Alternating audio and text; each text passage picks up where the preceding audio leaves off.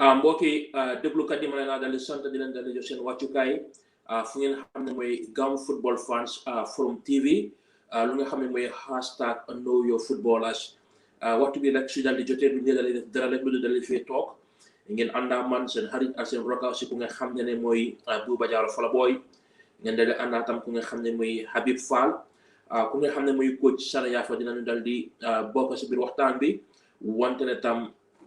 ku nga xam ne tam ñu ngi dal di nuyu ku nga xam ne mooy Ras Juda ak ku nga xam ne mooy Omar Diatta ak ku nga xam ne tam mooy Lamine Baro ñoom ñëpp ñu leen a dal di nuyu fu waay mën a dal di nekk rek ñu la dal di jox suñu fukki loxo di la dal di nuyu di la dal di dalalaat beneen programme bi nag lu ñu si dee dal di nama mooy ñu ne dal di waxtaane lu nga xam ne mooy xewi-xewi lu nga xam ne mooy football bu dal di yaatu be ñu dal di xool football bi dal di dox si réew bi ak ci lu nga xam ne mooy si bitim réew kon façon programme yi war nañ ko dal di rafetlu du ma dal di def dara rek lu tam ma dal di may Habib tam mu dal di nuyu auditeurs yi tam du ma wax ne géjoon na fi wante ne Wednesday rek la tam bu leen dal di faja tam Wednesday bi dal di ñëw tam dinañ fi dal di toogaat tam lu nga xam ne mooy straight talk lu nga xam ne tam nañ fi dal di toog waxtaan tam toj yeex yi Habib ma dal di laa bàyyi nga dal di nuyoo. Well, assalamualaikum once again. Assalamualaikum everybody. Ñëwaat nañ ci seen usual Friday programme bi. As always, I mean, some very important topics to talk about. So, like, come go ahead, some bilang colleague bi sana dafa hawa jaffa why he might join us later. You know. So once again, assalamu alaikum everybody, and then we hope to have a wonderful show. Habib, foog ñu jël di jox women football coverage bu nga xam ne soxla nañ ko loolu moo tax ñu ngi dal di sant Aliou Wenga di dal di sant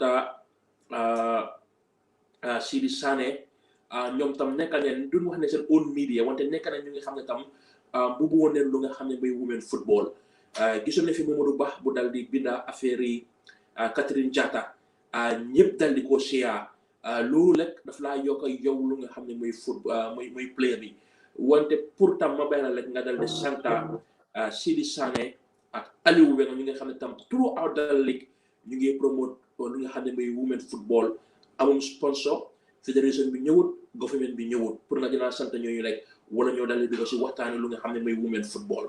Waaw ñooñu to be honest mboolem koo xam ne yaa ngi toppa sun football war ngaa say a big hi to them because liggéey si nekk journalist Gambia yombut, you know, because sacrifice bu bari la nit man bu ma nekkee bu ma xam nga ñëwee start di def ay updates and stuff ma xool man personally how it feels to do it ak xam nga the amount of money bi nga need or da nga need mobility or da nga need pass ma xam ne yeah it's tough, it's really tough. So seeing Aliou that Aliou Wenga man na moom nag mosuma ko mit waaye that guy is a genius, you know. Aliou jàmbaar boo xam ne foo ko appa uppa na ko, you know.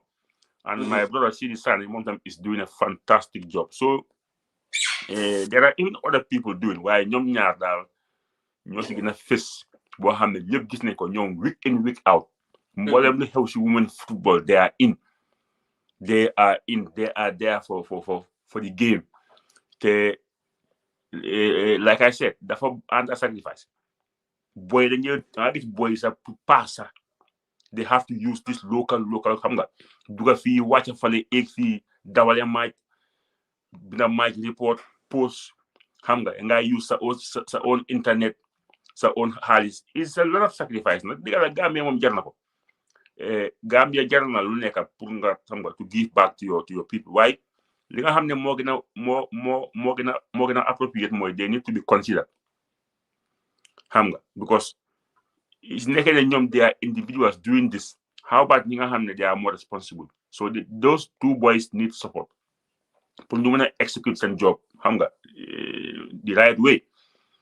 So I think everybody in the Gambia knows about this Aliou Wenga when it comes to women football and Sidi Sané because nit ki moom li nga def rek foofu leen laa xamee te ñëpp xam nañ ne ñoom ñaar they are the very best ñoo xam ne xam nga ñoo lead the line when it comes to women football. ñun sax suñu platform bi sometimes dañ jee xaw a guilty because dañ jee feel like xam nga defuñ enough people like myself I only watch the male league, hardly much than women football. Sometimes it's not fair, and amut good, amut jigéen. The fact that they are all Gambians, they deserve to be given given a shot. So I hope that this coming season, we will all push ourselves to the next level pour ñu mën a jàppa si women football bi ñoom it ñu am di visibility bi nga xam ne moom leen deserve. Waaye Aliou ak Sidi moom kudos to them, man. They are just exceptional, definitely. Habib, amoon na yenn waxtu foog na si plateforme bi wala privately ñu doon dal di joytu ne Dili Balde war na travel ak national team bi yëkkuti am na like Amadou Ba dafa travel ak team bi, Ibrahima Suare dafa travel ak team bi, camp bi su demee beneen camp bi Bakary Balde dem wante ba léegi éggale nag level léegi ñu ngi travelati wante yenn saa yi bugga neen quality picture, bugga neen in-depth analysis, bugga neen ñu mun a stream match bi tam wante tam just pour nga jël credit to the federation pour ne after yoon ñu nga xam ne ñu ngi dal di joytu parce que Gambia dina play 5 o'clock ni ki duñ xam sos ba 10 o'clock yenn saa yi wante léegi at least media team bi is presentable bu gaa yi demoon Benin, bu gaa yi demoon Liberia tase ak Freetown, bu gaa yi demoon Morocco like just nga jox leen credit. Mooy yoon loolu mooy yoon GFF are working for Gambians. They are not working for themselves. They are working for us. te nit nag su nekkee yow la moo liggéeyal su defee lu baax da nga ko war a wax su defee loo xam ne da nga feel ne it's not right da nga ko war a wax so you have to be balanced. You don't have to just to attack them mel ni yow you have something ulterior motives. Loolu dafa nekk area boo xam ne GFF dañ ci def a very very very very good job.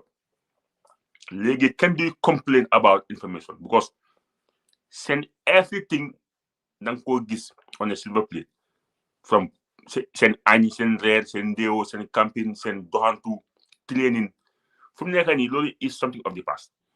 GFF nag side boobu moom tege na boor guy they did a good job and this guy the guy behind the videos is it Omar? Yeah, that guy should be given a high five. He's doing a fantastic job. So already the videos you more different, short 1, 3 minutes, 4 minutes, 5 minutes. The guy has transformed that area. It's a teamwork. But personally, the guy got stuff. So Omar, kudos to you and the entire GFF for make sure ne ñun amatuñ problème boobu noonu di xam luy xew suñ camp bi léegi dañuy xam everything dafa xew. So loolu moom we have to say it, like I said, nit ku nekk su defee lu baax da nga ko jox his flowers, and then loolu moom is history. Definitely they are doing a good job. Anybody could them the same thing because even the last time Ibrahima Suare traveled with the female team and he did a fantastic job from the first day bu guy agé ba what lu xew yëpp gis nañ ko travel seen transit yëpp añ reer ndeewo training camp bi it's good.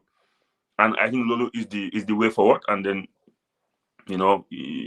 mashallah, fofu mom mo kana rup. Habib, de la dal di fine, platform de la dal di fine, parce que la fi ñëw advertisement si platform bi. Xam nga nga jaay t-shirt, xam nga nga wone t-shirt, wante ne daal no. file nga ñëw si platform bi ak t-shirt lu nga xam ne wante Habib soo ko xoolee like fédération bi seen budget bi xaalis mu fa pour ñu dem si pour ñu dal di yokk seen media département bi yenn say sax dendee am programme GFF programme foog na Capital FM wala this FM radios wante lu ma la bëgg a wala foo ko daangalee baax na trop léegi fédération bi ay vidéo si ni ñu àndaa media team na tam namuloo ko like clubs like Hawks ñu jël ko seriously club like Ports biir Kama United waxuma pour club bi dañu ñëw ici benn flyer bu ndaw nii rek like xam nga ñuy press conference coach bi di interview coach bi after match bi security bi tam si streaming tam ñu bàyyi journalist interview comme ni like team like Ports because xam naa Real de Banjul da ngeen di isi news da ngeen di isi video da ngeen di isi this birthday ngeen célébrer wante like yeneen clubs itam like pour ñu def ko standard. especially tam women football tam especially tam team jigéen muy Red Scorpion Berowuleng Interior City Girls team yooyu tam xam nga loolu rek a club without a proper media guy loolu define na club boobu noonu easy any club with the right ambition with the right management with proper setup club munta operate without a media guy loolu munta am it's practically impossible any club bu ko def loolu define na yow parewuloo because in this day and age club si duñ gën a nga fay seen media guy that's the fact so employé nit fay ko daf ko def last time dagee naa Emo Ndiaye si benn maaji Gamtel guddi Emo suma waay long time long time you know the same club na ko Emo a mighty club like Gamtel am yéen there is no update mu ne ma digal you have to da nga employé wante foog naa sa gannaaw sa waxtaan boobu foog naa ne mu ne ñu dal di ilif sang benn sang la sang donal foog naa ménjulam tudatam foog naa sa gannaaw waxtaan boo amaa Emo Ndiaye after things mun doon dal di happen move nag mun doon dal di happen wala before sa waxtaan bi nag dara happen wante sa after waxtaan bi things mun doon dal di happen si Gamtel waaw nga Emo maa moom dañu am partenaire rapport loolu tey depuis mayam school la so fu ma dëkkoon ak fu mu dëkka soriwul te Joe Kalamba suma koto la si ku ma dëkkoon they are very good mates so it's been ages together you know moom sax xam nga dama lay ooyee Pafis because maa ko jàngal na ko dancing bridge so suma koto la Emo Ndiaye so moom waxtaan na ma ne ko lii warta mun a am Gamtel is a huge club not only Gamtel even Hawks dañ jee update waaye is not consistent waaye leer na ma ne su nekkee ne di media guy is been paid daf ko def fii koo fay mu liggéeyal la Port tam the same thing Amady wax naa fis about that you have to do that for example Port team yoo xam ne la team execution la pour ñu employ one person to the job is not difficult just da ngay employ the right person jox ko gadgets jox ko téléphone jox ko tablette jox ko internet du ko fay salaire moom mun naa visit team bi suy train mun naa ñëw loolu mooy liggéeyam dafa ñëw mu def update team bi suy move mu def update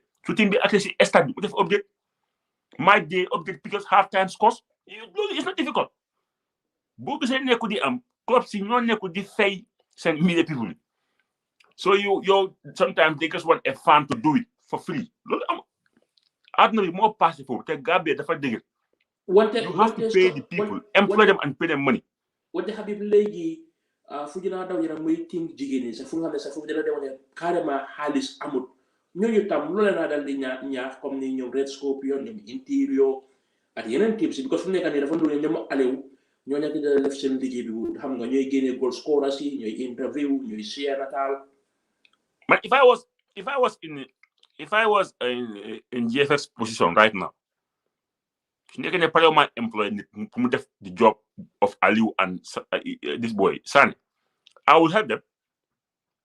They're Gambians. They don't even need to be your staff. I will help them. It will cost less. I will help them. Swear to God, I will help them. Give them stuff and this is a token manager because already you call it unpaid. You know, but I'm not getting from the outside. I would have easily bring Aliou Wenger and this guy and Sani and pay them. So just pay them. It's about payment. If you coffee is fair, I'm gonna jabat or I'm gonna dog or I'm gonna family. So you need the money. Sacrifice the for money. The women football, you have many high move. It's no joke. Money is coming. So but I'm the employer ko hamne, dama go employ after 1 or 2 months moto. Dama employer ko hamne. Already I'm the person. Even this boy, this armed forces military officer, what's her name again? Paul. Even Paul also have done a good job. Even though mungi fali. Why so whole Gambia teams should they update and pay regularly. So pass I think if I am right, Realtor Bandi BK Milan. Bobby is 100%. BK Milan. ñooñu they do it. ñeneen ñi they will come ak Wildan. Yes, they are also doing a great job. ñoom am nañ Michael is doing a good job. But ñeneen ñi they only update when their team is winning. kon Habib su ma la waxee ne tam man dinaa bokk si Walidan media team bi loolu looy feel. Comme naka. man tam dinaa join Walidan si seen media team bi tam. Walidan xam nga Walidan team mag la. And they want to be back to glory days. They want to be where they were. Mooy the Walidan we all heard about. So if Walidan are going to put you on their media, man, do not surprise because I know Adu. He want to be there. He want to get things done. So Lolo mom, I will not be surprised if they are trying to bring somebody like you to be in the system. It's a plus, man. Every time dama ko dey wax Walidan man suma rival lañ duma dem ko ñuy win, but I want them in. I want them to be back because these are the clubs yi nga xam ne ñoo mën a push some football because there is too much passion out there. They want to defend the name, the blue collar. They want to come back. They want to fight. So teams like Walidan should be always in our league. So the way ñoom Aliou Bey ñu fa doing this good job, man, I'm really happy. Because at the end, it's about our football. Then I put this rivalry aside. I hold the bigger picture of what are they bringing on the table. So putting you in that team, man, it won't surprise me because Aliou Dekanen Dengue Watan Hamnane he has targets. Luma this year the sign players at the right time. I'm not surprised because Nyomsen target is something big, and then the whole Walidan family are all back trying to push the team. So people like you, nobody owns you. You work. You work. You are working. This is your job. So could feel like Buba can do a job for me. Why not? Why not? The same thing like on by camera. Nobody owns you. The world has changed. Kula buga mo ngi am dépasse yo am lo dépasse. Kula buga fay pour nga liggéey mom liggéey la mom. It's as simple as that. Definitely lolu mom man duma surprise na you they want you there. Yeah. Mbokk yi ba léegi rek lu ngeen xam ne mooy Gam Football Fans Forum TV la ngeen ko di dal di seetaan mu ngeen naa dal di def seen comment si Facebook soo leen mënee call tam dina bina suma number bi tam ngeen dal di call coach Sana Yafa dina dal di ñëw tam ñu ngi dal di waxtaane women football su jógee foofu tam ngeen dal di waxtaane affaire ligue bi Habib xaw ma ban ñaan la fédération bi am ak government bi ba ñu approve Independence Stadium bi Gambia because su mu nekkee ni Habib soo gisee Sierra Leone play Liberia seen stadium bi Freetown baaxut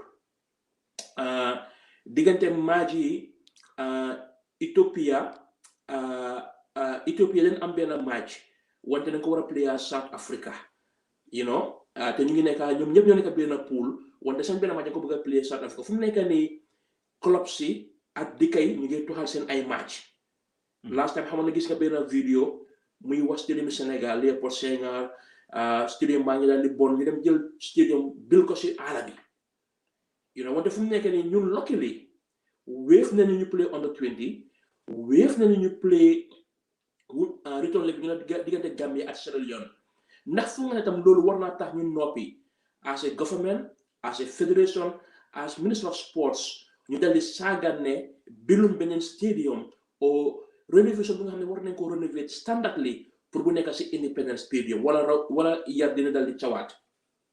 Non ñun even su nekkoon ne Independence Stadium suñu waxoon ne sax is the world best stade in the world suñu waxoon ne is the best in the world loolu doy pour ñun it's about time ñu am benn stadium doyut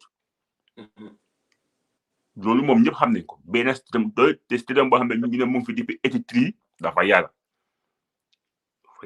te ndax mu ngi am direct maintenance man I don't know why we need another stadium loolu moom dañ ko soxla dégg la we are looking at some guys here they will play home.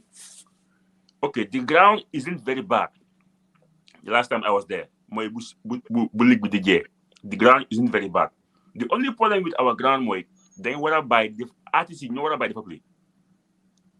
The fact that we have only one artist nañ bàyyi dañ uti fu ñoo play ñu bàyyi suñ fil bi because ñun we only have one stadium parce que ñu baanee ñuy play ay Guinée au Sénégal au Mali ñu ñëpp ko yëg man that's my opinion for now the fact that we only have one stadium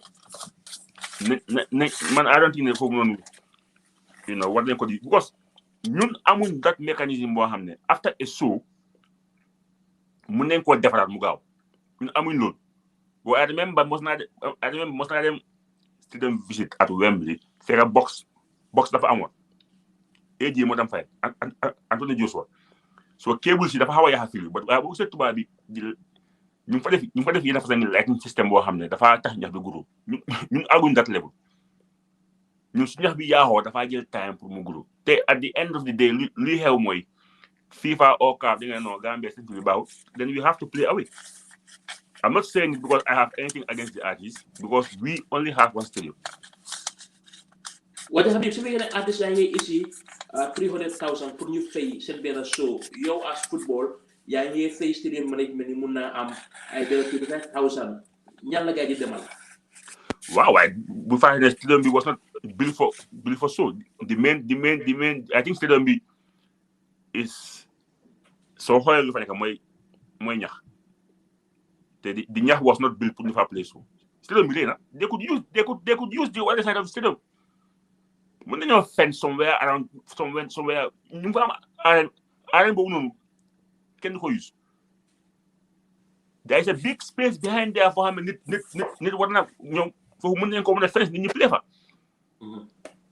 Because like I said benn lañ am. This stadium was not built purposely just to make money from shows. But if the artists are paying that amount, that huge amount of money, manayo gisuñ ko. Because so let me say stade nga xool camera ñu mel. Stade bi say boo fa demee camera ñu ngi bon pompe yaa ngi tàkk. Anytime nga dem fa loolu da nga ko gis. So then you might be saying baxa boobu kon fan la mu boo dee fala moo amee loolu Sénégal they have to find ñu xamee ne li Sénégal ñooñu ëpp stade ñooñu ëpp parts waaye after dañ fexe ba am stade boo xam ne pour bëri la purposely pour bëri te soo amee stade pour bëri doo ara kenn di fa play football that's what I'm saying xam nga su nekkoon ne am nañ yu bëri okay fine waaye we only have one stadium only you barely am so bàyyee sooy di fa am te ñun suñ sooy ngi dañuy bari su ñax bi yaaxoo bu ba léegi kan moo ko defar ñun mun ñoo maintain ñax mun ñoo maintain artificial either way bu ma artiste mel nag because man ku ma xam ne man dama bëgg a mel artiste waaye that's my opinion fu mu nekk ñu def dara rek lu ñu dal di dalal ku nga xam ne mooy coach Sana maa ngi xool sa t-shirt parce que fu mu nekk nii di ko dafa dal di métti alamaan na Habib 1,500 dafa ñëw at Real de Banjul. No tey no you know what happened? Well, you know what happened? Démb nelaw ma. I was sleeping all this while so dama dem juma may nelaw ma démb ba fajar so dama solo xaftaan dama la si t-shirt bi si plateforme nga solo xaftaan. No, you know what happened? Dama ñëw I was sleepy so ma sneeku ma nelaw 3 hours because démb nelaw ma the whole night seriously dama jógee juma maa ngi am dozing off so ma ñëw ma ne xaaral ma jéem a nelaw before the show so I'm sorry for that. Sana ma bàyyi la nga dal di nuyoo ak mbokki auditeurs yi.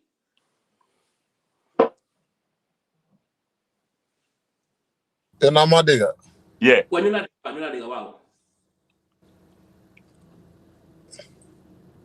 Waaw Sana mun nga wax. Okay, asalaamaaleykum wa rahmatullahi maa ngi leen a nuyu ku nekk sa tur ak sa sant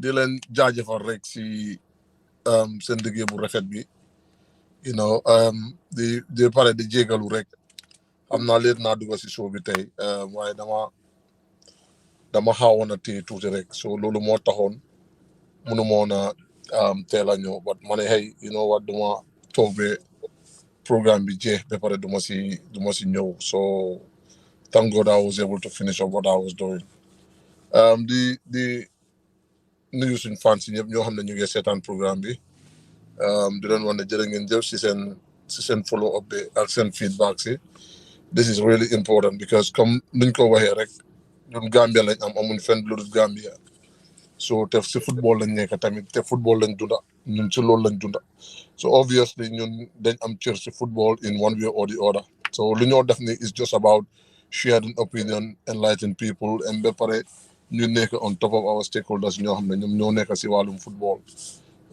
nekkul na dañoo toppante or dañoo def dara waaye it is only we just trying to play our part as genuine stakeholders jërë ngeen jëf buuba jërëjëf waaye yaa Habib comme li nga wax rek Habib man bu ma duggee sax gis mboo bi sax dama njëkk a tiitagum you know because xaw ma woon ne ban reason moo tax Habib du ko sol te man personnalité boo ma laajee moom opinion am bi reason am bi jëluma ko dafa war a fay alamaan bi loolu moom amul there is nothing to talk about sax dafa war a fay alamaan bi waaw sana gisum sa xar kanam wante xam naa dinañ ko gis ci kam tuuti women football dañoo dal di waxtaane wante ne comme ni like duma la forcer sax pour nga jox credit to the Federation Media team wante gis nañ ne privately or si plateforme bi or si yeneen plateforme ñun doon wax da need pour bii de dem si match de ànda team bi léegi bii bi su demutee Baboucarr Camara daf dee dal di dem Amadou Ba daf dee dal di dem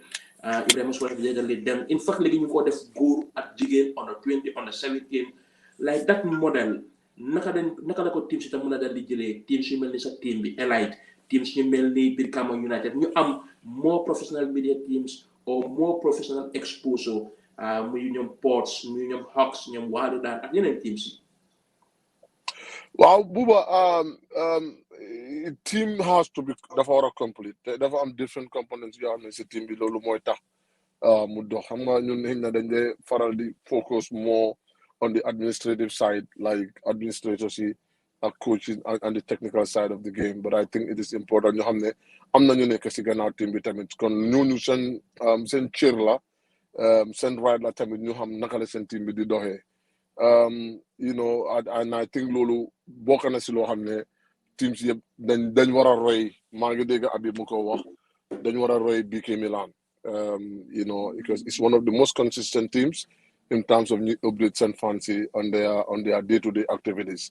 These are very important because new topper team bi nekkuñ Gambia rek lañ nekka am na ñoo xam ne ñu ngi si different part of the world and keeping up to date on this modern day of social media it's only gonna make our game better and better and better and li ñoo all teams rek in fact ñu restructure suñ bopp the best possible way media is very very important and it's very very powerful once you can keep mun ngaa keep up with the media I am 100% sure you can deal with a lot of things but I mean these are things yoo xam ne in the long run mënuñoo xam njëriñ bi tey in the long run la ñoo am njëriñ bi because you can always go back on records you know nga xool Real de Banjul ñu doon play ak Elite United you know like 5 years ago you can still have it online you know you can take reference su boobaa duñ nekk si loo xam ne those 8 days nga xam ne dinañ ñëw ñu soxla information nañ ko am all right like for example like am na kuma like for am na koo xam ne maa doon waxaa moom sana mu ne xanaa da nga musa coach Gambia mu ne ko waaw mus naa coach Gambia maa ngi toog ak moom you know so mu dugga Google and he saw articles yoo xam ne like from foreign independent ak yeneen newspapers in the country then mu extract mu ne ma is it you ma ne ko waaw it was like simple ma ne suma bi ne okay kon kii it would have meant ne he would have not believed in me if I said so you know so lolo that shows you the power the media can play because sana doguma because lu moo tax confusion bi am because biri mënut laa natal competition goal yu mu score pour Gambia as score bu mag mënut laa wax nangami goal Gambia Jato Cissé mënut laa wax nangami caps so da ngaa gis ne léegi dafa isi difference because ñu bari ñu ngi wane ne Assane Traoré si major league goal score nekkuñu ne ñu ngi daxa récolté Assane wante we have to go back si ñoom biiri si ñoom assist score bu mag competitive game recommended game nekkuñu ne dañ dem jàll Guinée Bissau so pour digal sa bopp rek lu nga xam ne mooy récolté because the search engine daf di daal di easy because léegi ne suñu daal di searché Sifo Soli we cannot have anything Gambia related. Yeah, loolu moo si gën a sad nag because maa ngi bàyyi xel bu ñu amoon idée si platform bi he was saying something like that ne xëy na ñoom seen time lim la mun a wax mooy the record they had is bi mu doon play Europe that's easy to access because ñooñu they were keeping up to date on these informations but soo ñëwee suñ domestic area bi loolu that was something that it was deficiency la but I think right now mun nañoo wax ne okay things are moving in the right direction because am na teams yoo xam ne ñu ngi try pour ñu upgrade the standard of their teams gis nañu waale daan tamit waaye waxuma teams yoo xam ne dañoo lose de te kenn du dégg update de this is something has to be regular te yow xam nga yow man maa yow nga xam ne Real de Banjul bés buñ leen dóoree ëllëg doo dégg update so and comme façon yooyu it has to be non damaa jël exemple si Real de Banjul bad exemple ñun dañuy update no because do a fantastic job Real de Banjul so obviously any example bu ma jël I'm going to take it with Real even though it's the opposite side but like I said on a more serious note on a more serious note you are on air yeah you are on air and the people are following and they might believe in you so it doesn't matter but all jokes aside we have to keep up to date irrespective of how especially on games because nobody you get dependency this social media pour you extract a lot of informations which is good which is really really good and I think teams are trying to keep up to date with things that are happening all they have to do is then cover on a consistent basis and I think that would help a lot Sana xam naa ne Habib wax na ne feel na guilty like attention mu dee jox male domestic bi di ko dee jox women football waxoon nañ fi ñaari tour Sidi Sane waa Talinding la ak Aliou Wenga for the past couple of 1 year 2 years ñu ngi constantly di dal di promote like women football pour nga dal di sant ñu itam dalee naa jox lu nga xam ne mooy encouragement wante tam mooy important itam gis nañ tam even si World Cup qualifiers bi wala si CAF Champions League premier round si ak Confederation League dika yu bëri wala clubs yu bëri mënut a use seen stadium parce que ne seen stadium yi dika yaa ngi bon wala seen stadium club yaa ngi dal di bon ndax tam war ñoo jox a réflexion dal di fàttali ko ñun suñu boss xam ban ñaan den dal di am ba under 20 play fa ba tam Monday bi tam under 25th Gambia wala dal di dalal ñu nga xam ne mooy Sierra Leone wala ñu dal di dugga si boppi mbile bi waaw buuba balaa maa ñëw si pitch bi yaa ngi fi laal lu important and I think dañ war a acknowledge loolu man suma boppa I am really really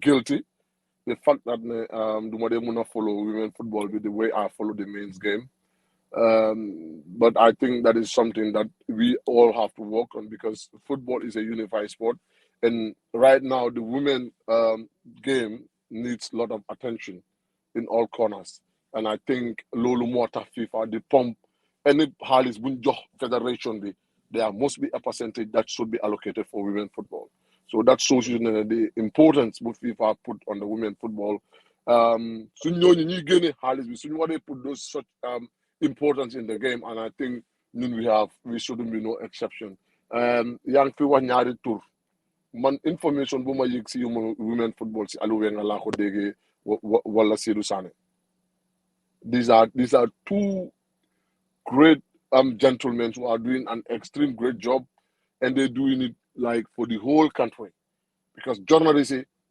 Nani used to follow Nani more than follow to the women football ak Sang Wisdom Mende I can definitely attest that Sang in fact put more emphasis on the women football than even the males game and I think these are individuals we have to acknowledge the services they are rendering to Gambians because at the end of the day women football is growing very very fast and thanks to people that are connected that have the women's game at heart ñu ngi am yenn informations And I'm telling you, this is like on a regular basis. These gentlemen would not only they are giving information on regular basis, and that shows you that how powerful social media is in terms of disseminating information.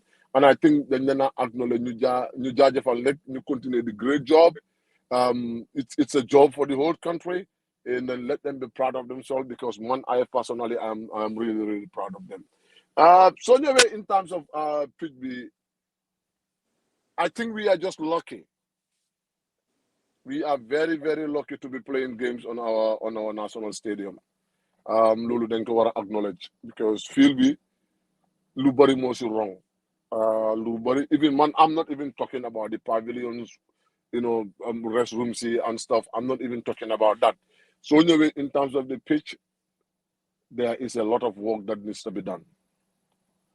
The independent stadium management are doing their utmost best with the resources they have. That's what they can manage on. But it is not a quality pitch that we all endeavor to have. That has to be clear, because stadium you don't have Benziduga. Yes, if they grow the grasses, green, everything is all right, all from the outside, you feel happy. But need Duga Sibiri feel be, then no hamne. There is a lot of things on that pitch that needs a serious attention. And I think the new urge the stadium management, because you cannot definitely put that on the GFF. Then you have to be very unfair. These are things you have. The country needs to take ownership, because it's the only national stadium we had. Because there is this debate. We have to leave the stadium for football. Independent stadium is not only meant for football. That is something that we have to understand. Yes, we should stop like musical shows in New Amsterdam Stadium, which I completely agree. I completely agree on that. But I think we should be much more robust in the way we deal with our pitch, because it needs a better quality. And so the pitch, it's really conducive for like high profile games. I don't think so.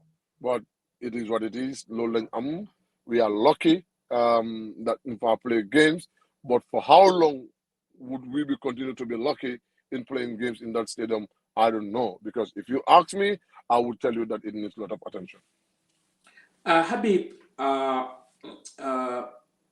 laajte woon ma question boobu Afrique Radio si samedi bi comme ni fédération bi naka la ngay amee xaalis pour ñu gis ne léegi nii under 20 bi mu si competition qualifiers, women national team bi mu si competition qualifiers, national team ngi am lu nga xam ne mooy training camps. Laajte na ma question boobu wante pour ma jox la question bi mooy ñu ne going ahead of Monday, xam naa ne sa team bi lu mu fi def kenn defut ko mooy under 20 bi yow moom ñu xam ne sa under 20 mooy sa team bi wante foog na ne tam like national team bi team yi jigéen bi under 20 jigéen bi yëpp ñu ngi royoo si under 20 bi bu mataan bi ñu nga xam ne ñoo demoon jëloon bronze biir Mauritania.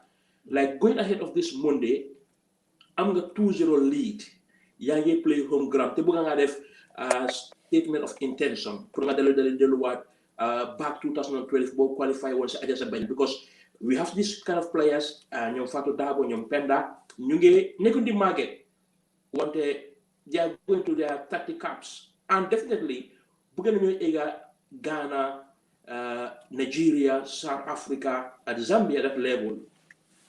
Léegi nii ban photo motivation na nga gis da nga foog ne this national team am na ko because of ne Baboucarr Camara génn na fan yii yëpp mu ngi ngànka Madi mu ngi ngànka naani di dal di deny wante ne foog na ne tam motivation bi xaalis wise dafa dal di tuuti bi nga jox national team yi jigéen ñi ak ban façon motivation da nga bëgg a gis going fi no Gambia moom ñu waxante dëgg ñun one of the key motivation factor boo xam ne mu nga ko def bu am impact is giving the players money. Ni waxante dëgg players yi team si ñoo play team si amuñ xaalis, so it means muñu la fay te xam nga ne Gambia ba léegi sax am na some parents yoo xam ne they don't allow their female daughters seen xale pour ñu play football because gisuñ si benn interest. Yaa ngi play si ligue bi mun la indi salary saako mala mun loo ko indi sa gars yi su fekkee ñu ngi luyaas cash pa mun loo ko indi so li nga ne waaw kii what's the point of moom muy play football ah na dem ut job but suñu gisee ne FFB ak government join together ñu génnee xaalis tey xale bi su ñibbee génnee benn 25,000 or 30,000 or even 50,000 ne bàyyam oo yaayam lii man maa ko indi mu gis ne suma doom bi at least lu moo xëy dem ni am na njëriñ for example gars yi dañ play Freetown nga dem play Freetown ñëw nga win Gambia kontaan ñëpp yuuxu nga ñëw back home even sa 5,000 mun loo ko joxe mun loo ko génne empty handed xam nga yooyu nag moom war naa nekk something of the past government ak FFP dañ war di génne xaalis di ko jox ceeb yi warloo mun a play ba Freetown nga ñib si ak loxo ne te ñu xam nañ ne all the officials who travel with the team are paid te xam nañ ñaata leen fay so yow doo moo dem foofu noonu nekk official toog sol sa kos naan sa juice pléwloo ñu win nga receive ay junne yu bari cepe yi ñib si ñibi seen kër ak loxo neen yooyu xel nangu ko loolu xel nangu ko to motivate them we have to give them money that's Gambia for you ñun foofu leen toll nekkuñ England ou America boo xam ne yaa nga jógee from a club boo xam ne ñu ngi laa fay already boobu nga xam ne you can even play for the squad for free because you are already paid from your club fii even your club da ngaa sacrifice yaa ma understand so coming to the national team the only way to motivate them mooy one ñu gaaw a camp te bam wax na ko mu ne am na 9 weeks which was fantastic 2 xaalis you have to give them money it's as simple as that kenn si ñoom nekku di play professional league they are playing amateur league so yow maa ngi play amateur league fayuñ ma may play national team fayuñ ma sa baay dafa ne yow dama nga ut dama sëy mooy sa future waaye suñu gisee ne saa boo demee with the squad nga ñëw di nga génnee benn 5,000 ak nu Gambia métier fu nekk nii at least the family can rejoice dina saako maalo dina diwlin dina cash power you know waaye su nekkee ne yow da ngaa play Gambia sa club fayul la Gambia fayul la and all the officials there are paid well Habib dañ la fay ñun xam nañ ko Habib so ñun Gambia the officials are getting paid they having money ni nga xam ne ñooy di principal actors yi dara nañ jox xale yi jigéen ñi xaalis loolu mooy digga ñoom cepe yi seen officials yi am na ñu si fay xaalis bu ndaw they were complaining yëg nañ ko waa Habib yaa amount of money ñooñu amount of money bu gaay di kaas na is too small Habib cepe yi di am sa quarter of that waa Habib ñaata la gaay fay officials yi ak ñaata la gaay fay officials yi ak ñu dem ñaata xaalis la nangam it's a lot of money depending on your position am na ñoo xam ne su gaay waree apply di GFF di GFF seen pay scheme bi yow am na ñoo xam ne mun nañoo am thousands of dollars xëy na those in the media la gaay de fay bu ndaw waaye seen officiels yi ñun da ngay fay xaalis ba xaw bari yow mu ngaa dem benn dem ñëwaat 25 or 30,000 easy or 40,000 easy yaa ma understand am na ñu fay 10,000 for 3 nights and they were screaming because they feel like it's not fair because ñoom their office ñoom they should be paid at least 5,000 or more per day so buñ leen fayee 10,000 they were all crying yëg nañ ko so yow yaa ngi fay okay for example soo joxoon cefe ku nekk 10,000 they'll be happy for 2-3 nights at least soo ñëwee nga téye 5,000 jox sa yaay 5,000 o sa papa mu ñaanal la but imagine kuñ fay 10,000 mu ko xeet cefe yi est-ce que ça am nañ $2,000 waaw sama ñëwaat the fact of the matter is officials yi ñi liggéey si fédération bi ñi nga xam ne ñu ngi like ñu nekk si executive ñoo travel they are paid in foreign currency. Thank you. The minimum lu gaa di earn is $250 per night. minimum is $250 per night. So lolu du lo xamne la sax we have to even talk about it because waxon nako fi bu under 20 bi demé Mauritania players in Morocco ñibi and they were like grumbling. Some of the officials had bag full of stuffs. Wow. Boy, most of them, you never see officers were paid $250 per night. So that sum is all. The issue is women football is generating a lot of income for Gambian football. Whether Hamnenko, Walla Hamunko, but it is generating a lot of money from FIFA to Gambian football. I don't have a problem with Dugal, but the priority should be given to women football. Siluma Degane, that was they've been given when they're going to a national duty. No, it's something that we need to definitely look at ourselves. No,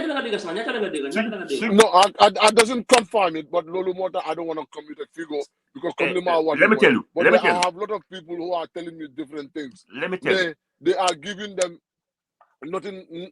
It's not even up to 5,000, sir. Hey, Sana. So you get under 20 B. 6,000 for a 2-week camp in Morocco. Going to a tournament. 6,000. Midamat Multine, 12,000 in a month. If they can give a player 12,000, almost let's say $100. I have the top class boots. I just player $12,000 for a whole month going to a tournament. You think that is motivation? No, it's not. Because no, you expect. We are always giving priority to the male team, so you expect the girls will receive. Yeah, understand now. Like at a coaching point of view, before Wednesday, we will know exactly how much money the girls get because I'm not player. I'm Hamilton. Cause he call. Go high. No, that's easy to know. It's just like the I just have to make more findings and then to know exactly because for the sake of we wanted to allege somebody we've seen the media the communication director at the GFF. He's been very busy he's been in a war of words with social media regarding living in Nanibi, documentary Nanibi. But the fact of the matter is, you cannot blame Babukar. Kenumuko blame because he is the mouthpiece of the federation right now. So all you expect from him, he will be defending the federation. And I think Lulu didn't go book this over and over and over.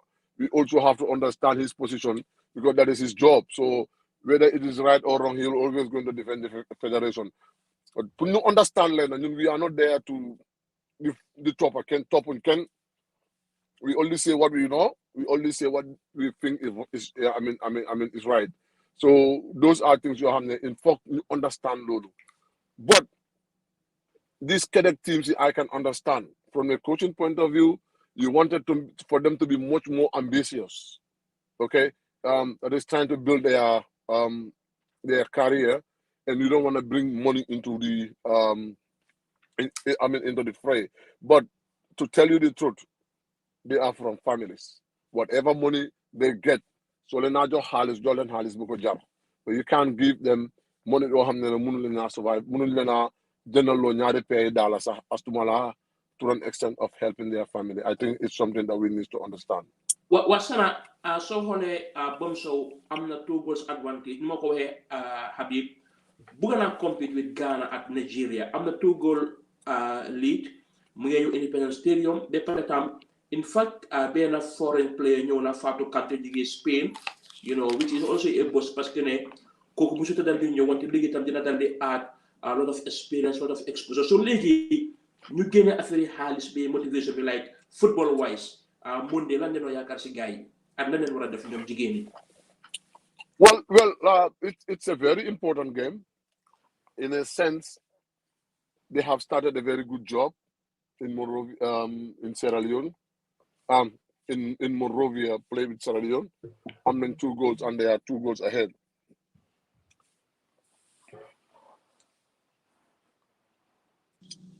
They had nothing to lose. Boy, am I there? Wanyula dega. Hello? Wasala nyula dega, munga wanyula dega.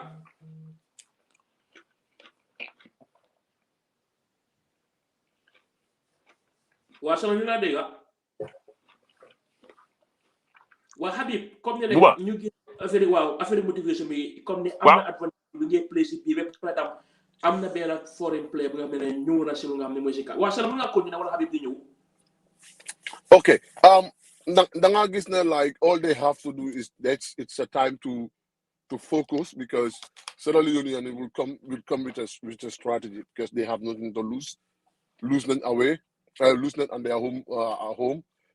They have nothing to lose away. So all they will do is they are not under like any pressure.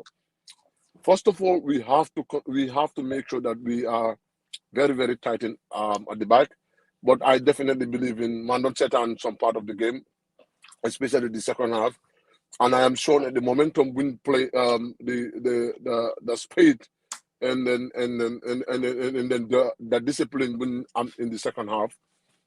If we can start with that in the game, I think it's going to be a very good day for us. But Kamlima Wani, the primary objective of that game is to qualify to the next stage. Okay. In doing so, you have to avoid concede an early goal, which I think, which I know that the team is definitely working on. So you will take it like a half by half. In fact, you could take it 10 minutes by 10 minutes to make sure that you manage game to the best of your ability. You want to go and score first. So consolidate a little bit. If we can get an early goal, that's going to even damage the moral of our opponent. But it is something that we need to be cautious about. But I am pretty confident that they will see it through.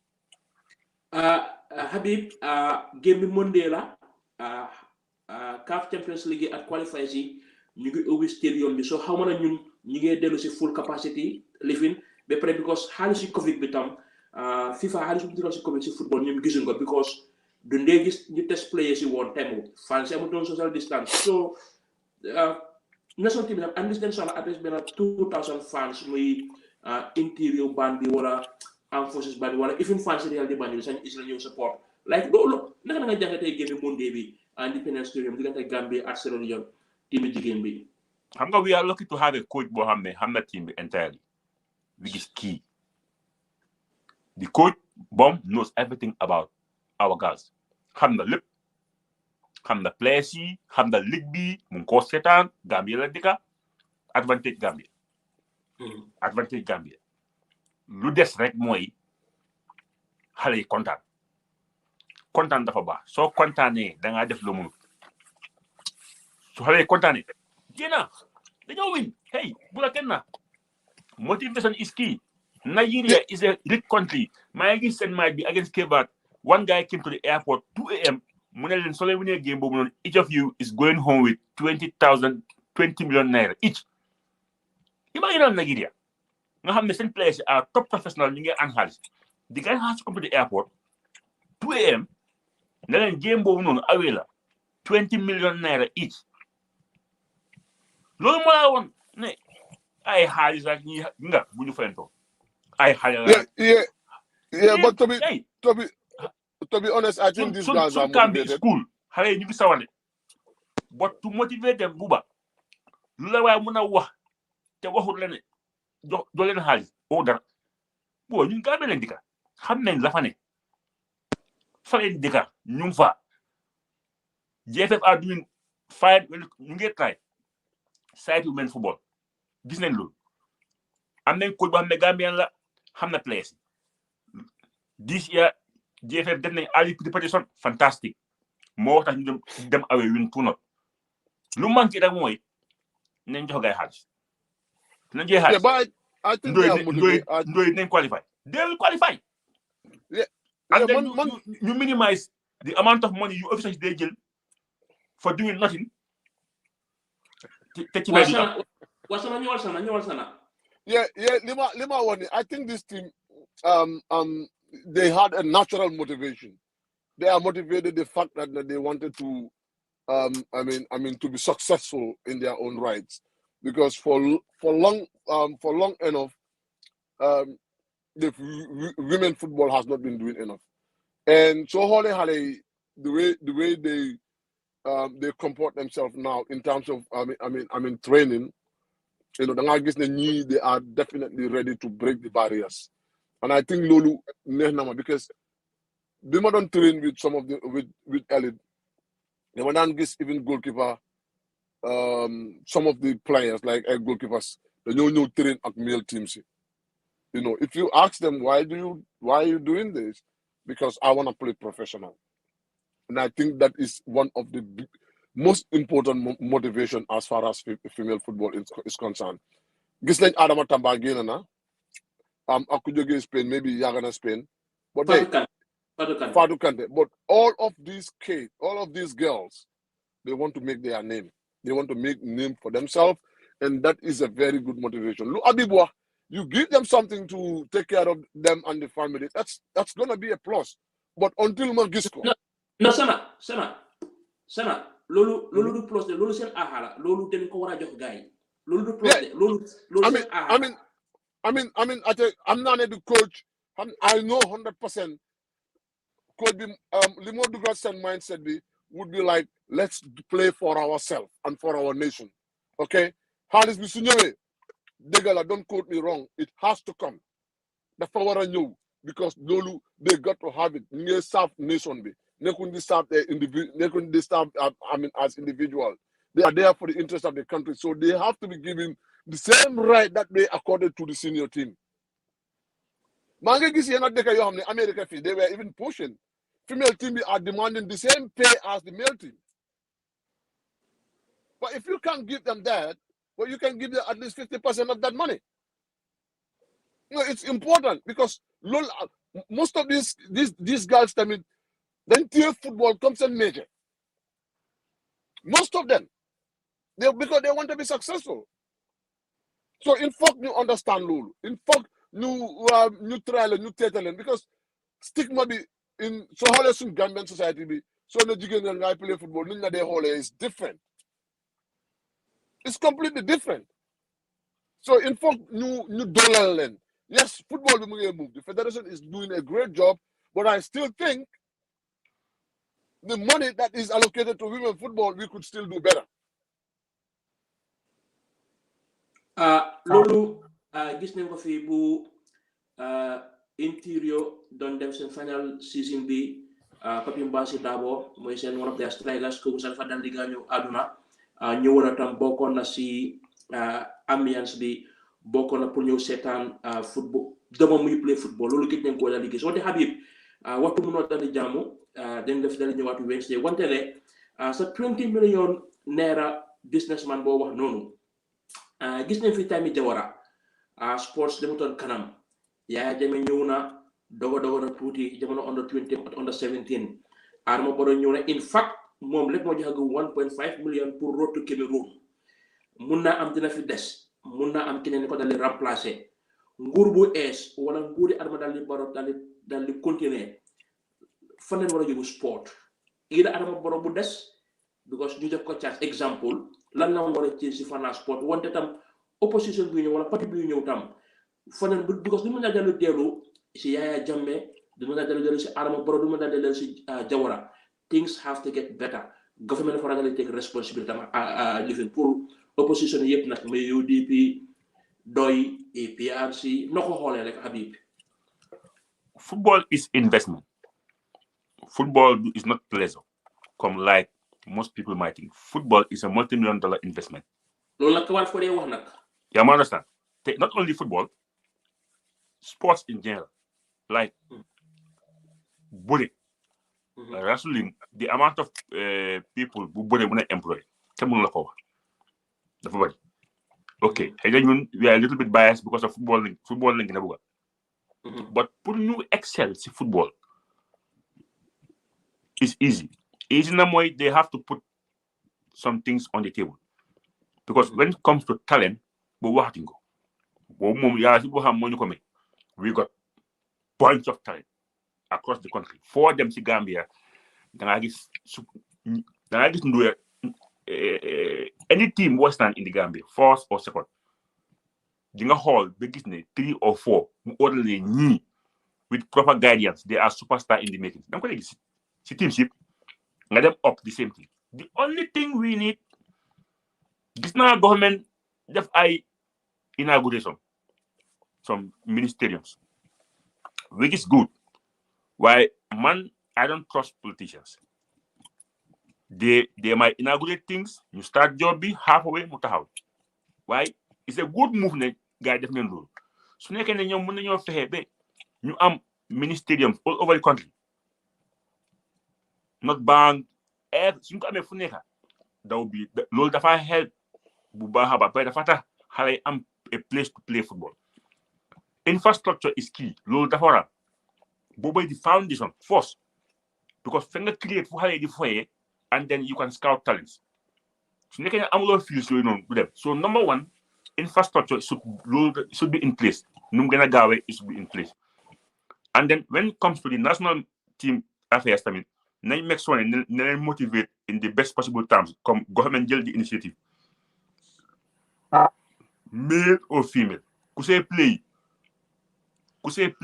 ñu jàppal hey sa papa su xamee ne buuba mu ngi play buuba dem na Ghana su ñëwee na indi 10,000 or 20 moom su boobaa mooy njëkk a toog tee kursam def ñaar waa mais suma doom dem na waaye nga am doom muy dem di play di ñëw su ñëwee rek teg bagam bi du ko négal ngay jéem a xaar na dafa ñëw du ñëw soo ko koolee na ko yow ñëw ngay waaw daal ñëw na xew loxo neen loolu amul fenn te ñoom ñëpp kenn nekkul di liggéey free soo waxee ñu ne amuñ salary waaye yow soo tukkee nga am 100,000 or 80,000 or 50 yow da nga ñu salary yow nit loo salary you know so I think that the thing we have to do mooy infrastructure have to be on the table first ndooy muy góor jigéen am fu ñoo play su loolu passé ñu spend xaalis national team bi because boo gisee ma de emphasize ñu spend xaalis national team bi ñu nekkuñu Europe nit loolu soo nekkee Manchester you team yow nit loo xaalis because everything is taken care of sa eye is just to perform to be a professional yow xiifloo marloo am nga dara am nga yëpp unlike Gambia is different even the top clubs mun ñoo fay players yi xaalis boo xam ne sax is it's good enough so su nekkee ne the best teams in the Gambia cannot even pay that money so imagine new place teams yoo xam ne they are community teams yoo xam ne amuñu xaalis da ngaa play pour sacrifice suñ kontaanee mela you know and then one thing have to be said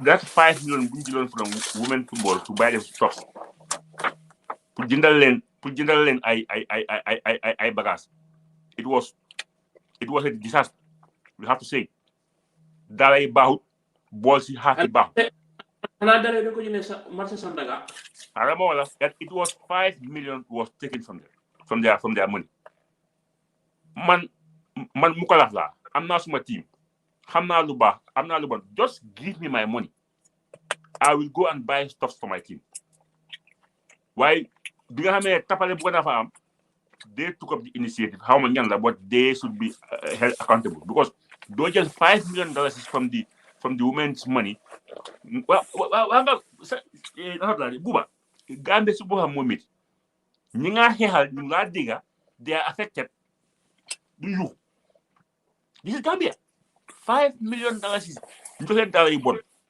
bool si xaafi baaxul only the ombre bool si ñoo baax ak vesi I understand buñ putee pressure on them guy def di hand over it was bad but Gambia ngay dimbale nit ki nga dimbale moom su boppam mu ne boy kii dafa bari wax so moo tax this problem mu nekk di passes muy happen over and over because ñi nga ñëw fi di xeexal they are not doing any effort towards it so it's a mess 5 million baxala wax yu jërëjëf Sana comme ni ñin dron ba o man dundo man ka ko dron isi la kacha da fa ni ñinda comme ni nga jëno jawrano man sa ko na ben ñamento ya jëme fana naka non alma boro fana nata asike no ay tuje asike no do ya place o sey bari pour que haklo blonde fana votation la fana comme ni yemu yamaro soto pour government to da government either incoming government or the current government pour fana e ñaatale support la secretary football to kono Nenda ñinin ka nda government for wala ko mo la nda ba fala let the federation put their house in order if they want to work with any government seriously. Okay. This is so what has been happening. But Kamuta Lokondola Federation, they are more into, they are more interested in the political aspect of everything. But sana nga long, imon preka po fo, imon preka marito fo, but lang tamon tamba, nga jele ko daylight, atata sukuta patila je, atata sukuta ka NPPR, ka fonyin kol feke koma, ka fonyin kol fasa. So na ko lang tamon tamba ayawo sembo soto. Kon fay ma ko ayaje kabale nyako len ko fayaje bakari jamme because asiki no wolka ke pulo le kon wala to wolka ke sudo le kon because FIFA and Federation of Constitution state that no political me sabu lam to mo kabra bodo NPP party la suko na ima faya ajiki tam nyala yalong buwa mbella fa fa ngani fon fa ne sura ka ngona fa ya afo so bari mbafla ne man ke ko la follow yalong in fok nga nafike yabula nimman nafike yabula mbetula ñing position o dam malito comment ta mamme federation some of these executive members these staffs is softly a letter for them to consider their political situations because you're pressure sort of from certain individuals for them to get rid of them. And coming fully, if the FF did not put their house in order, they will be like a laughing stock. We have seen the Secretary General of the Federation wrote to these individuals. Lamin Jase wrote to these individuals.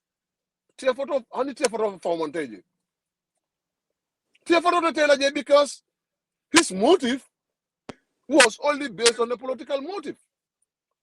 And once that is one thing Mimben football of all Duril Kang. Langtambong, I am really disappointed and surprised. Because I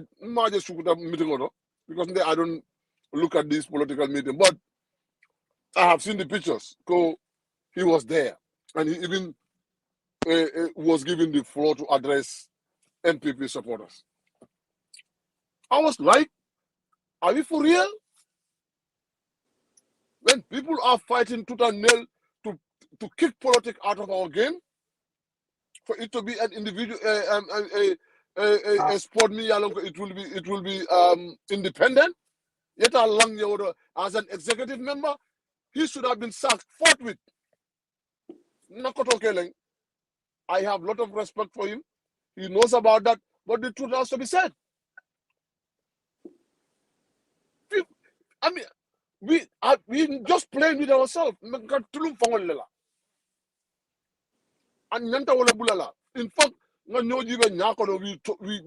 talk about the truth. Kaba is weak and naive. And that is what is going to cause him a lot of trouble.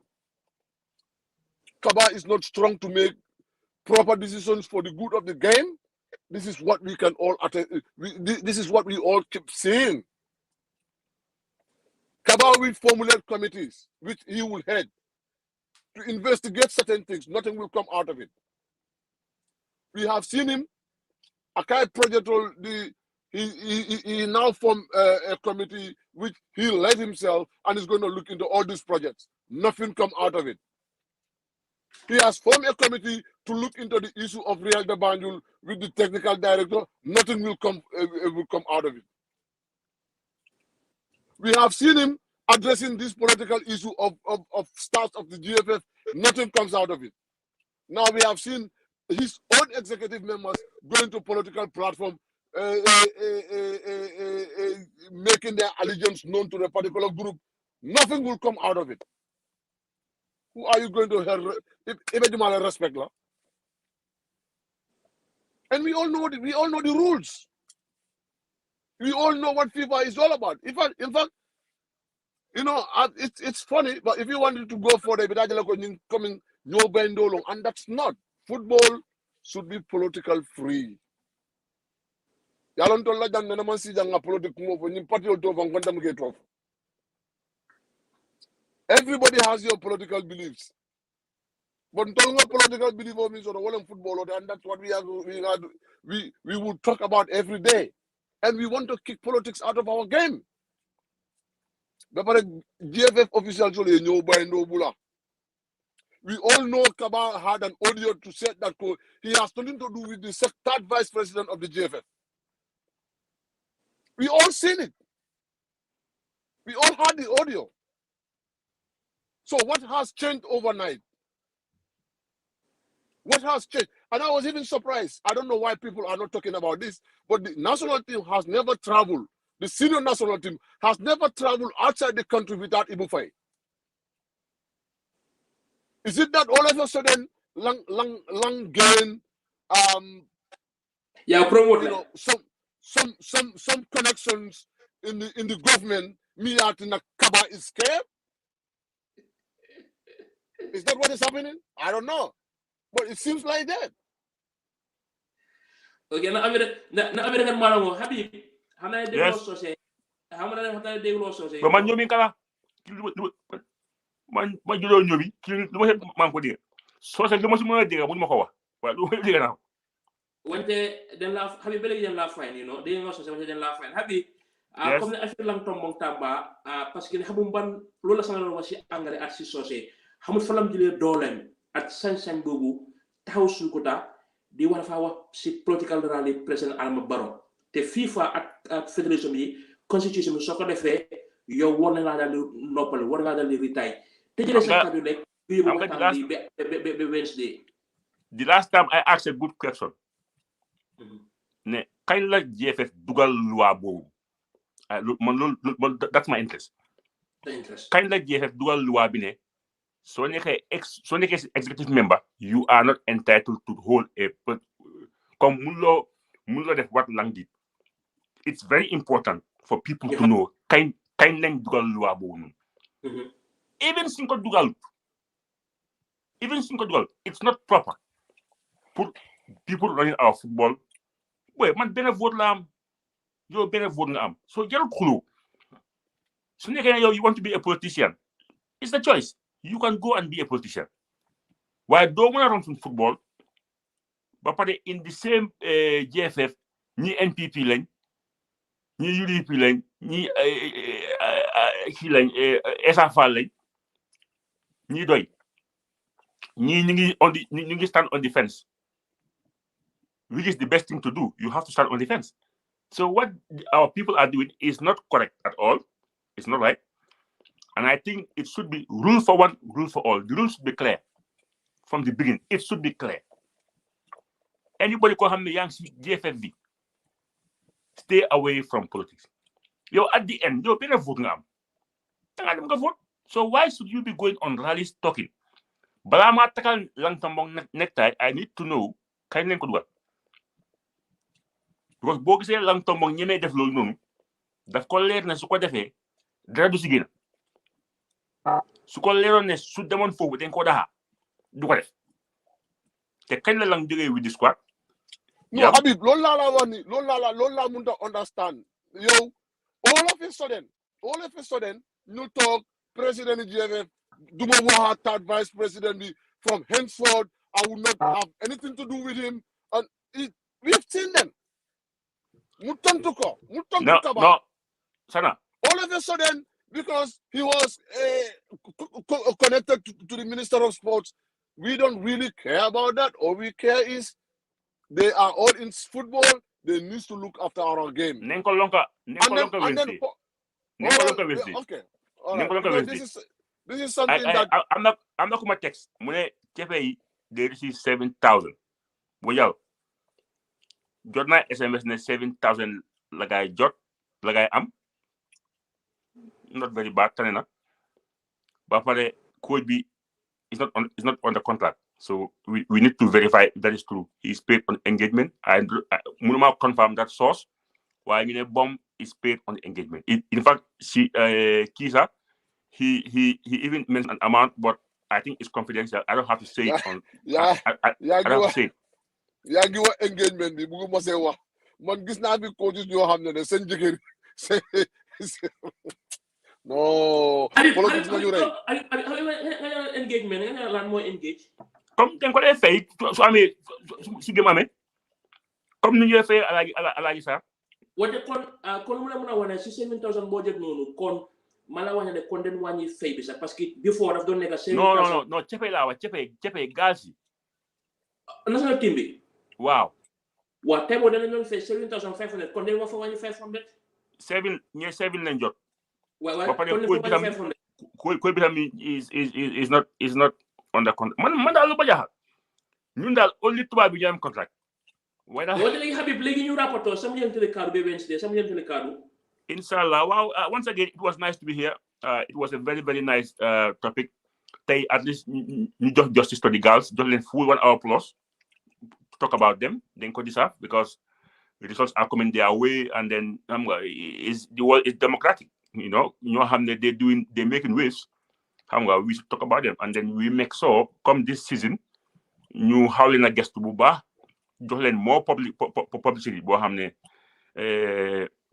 dafa baax for them. Like I said, I think JFF should look at Aliou Wenga and this Sane boy. ñoom fa woon fekk kenn fayu leen so I think it's very good to JFF mën a work with those people because ñoom xam ne ñëpp and then they have the passion. So inshallah gars yi comme ni nga ko xamee Wednesday we're gonna have a straight talk so dinañ make sure at least by Monday ñu génne suñu flyers yi ngeen xam what's gonna happen. Asalaamaaleykum everybody. Sana. Buba jërëjëf du ma si mën a wax lu bari dina have a straight talk because ñu ngi am lu important lu ñu war a discuss dara it's something boo xam ne la yëpp for the benefit of football la koto yi ñu neen xamante nañ duñ si ennemi kenn kon lang moom xam naa du soog mu dégg lii from me but hey it is the truth and naa still li nga wax dëgg la they should concentrate on football because ñun loolu lañ xam loolu moo tax ñu elect leen bàyyi leen fa definitely so we are not expecting them to be ñu ngi bëgg a reyante ñoom yeneen because of political interest at the end of the day ñoom ñëpp lu ñëw ut mooy place la ñëw ut so suñ amee place ñu amatuñ time si football and Lang soo gisee ma am respect pour moom he was at CDS and still was in football and he was doing extremely well and I think suñ ko amoon te bu mu nekkoon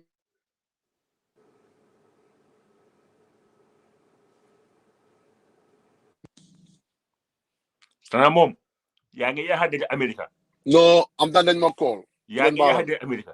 du internet dañ ma call soo gisee mu drop rek du internet man fu ma nekk léegi am na aw ma problème bi internet waaye comme li ma wala rek bu moo nekk CDS he was doing an extreme job a great job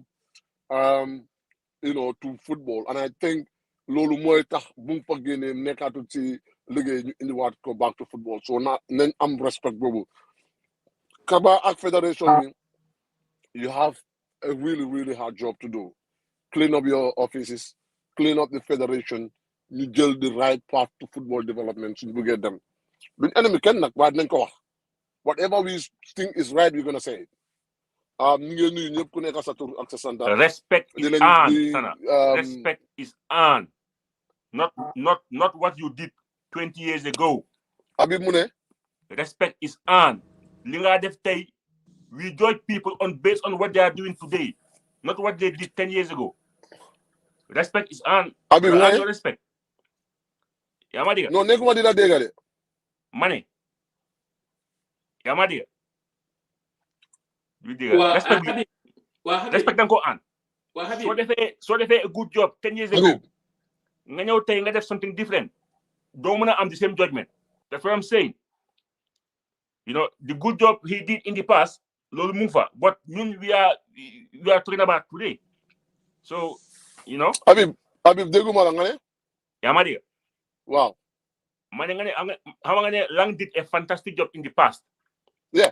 Yeah, but that's history now, Sana. We're talking about right now. No, li ma wax mooy fu ma ñëwee mooy bi nga amoon doole si government bi. You were serving football to the best of your ability. Foog nga ne soo dematee ba loolu liggéey boobu wàññeeku sa kaw boppam bi yaa nga amee benn liggéey pour focus si football time boobu lañ feel ne you should have done a better job. Nasty you is talking about Kemo. It's not only Lang. Kemo at Palmatar. I'm not the differences. Let me tell you the difference between Kemo, Palmatar, and Lang. Lang is an elected member of the federation, which are recognized by FIFA. Yeah. And these other people are employees of the federation. What did the okay, Legi, lobby wa? No, I'm not GFF. Then I'm 10 terms of reference. Them CENTIOR. You know, and they don't want their staffs to be engaged in politics. That is GFF. They are the implementators. They needs to be the one to implement that. Yeah, okay. You understand. But FIFA status B has not allowed executive members of federation to be to be into politics. That's it. Sana. That's it. Sana.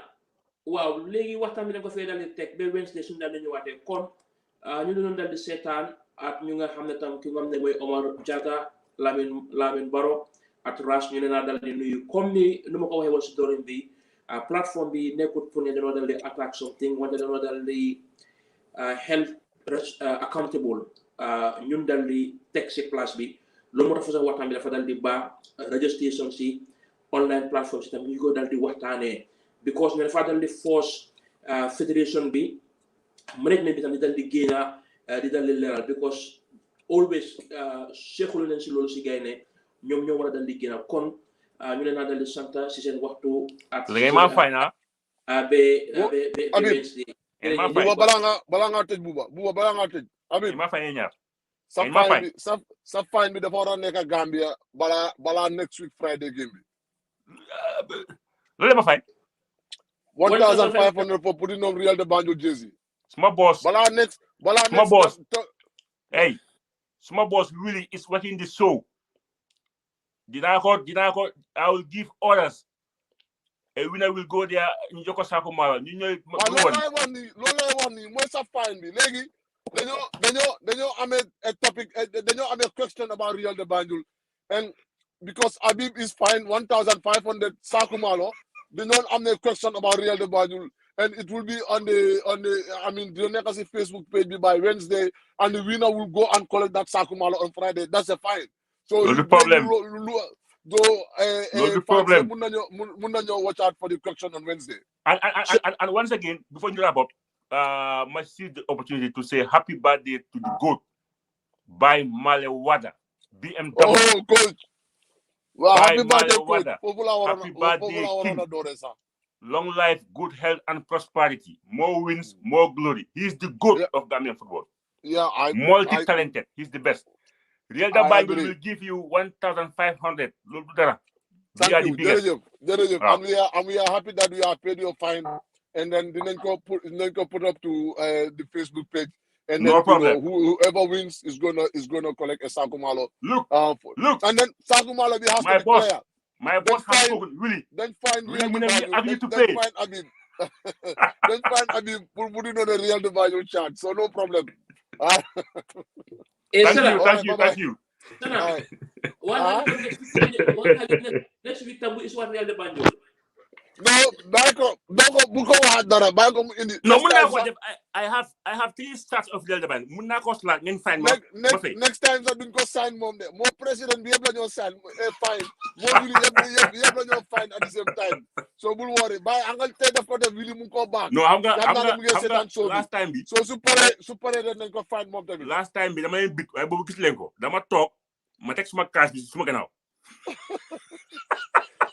Yeah, but on a more serious note, then I'm a question about Real de Banjul, and then discuss Lulu Siron, and then post the Facebook page, and then we will be, I mean, it's. We have to get Sang Mendy. He has a lot of things to talk about.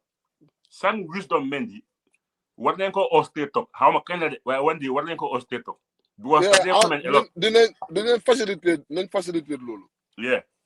Then facilitate. Anyway, thank you guys. In fact, ñu wàllal leen rek straight talk on Wednesday dafa tàng jir because we have a very important topic to discuss and then it's going to be something very very very interesting. Fura. So you all watch out.